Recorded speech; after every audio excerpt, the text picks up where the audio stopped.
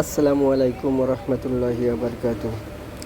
আমি এখন আছি মোহাম্মদপুর বেগম নূরজাহান বালিকা উচ্চ বিদ্যালয়ের সামনে, রিং রোড, টোকিও স্কোয়ারের পাশে। তো এখানে মেইন রাস্তার পাশে অনেক খাবারের দোকান, যা সম্পূর্ণভাবে শহরের সৌন্দর্য বিনষ্টর কারণ। এখানে অনেক অবৈধ খাবারের দোকান নিয়ে বসে আছে, হাজারো হাজারো দোকান।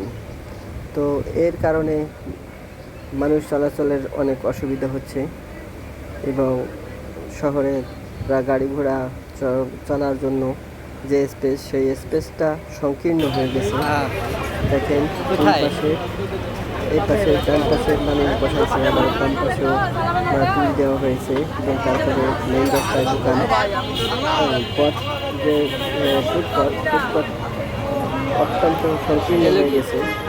যারা সাধারণ তাদের চলাচলের জন্য সামান্য একটু জায়গা রাখা হয়েছে, যেখানে চলাচল করতে তাদের অনেক কষ্ট হয়। কিন্তু সুবিধা লোভী যারা আছে, দেখেন, অবৈধ উপস্থাপনা করে সেখানে ক্রয় বিক্রয় করা হচ্ছে।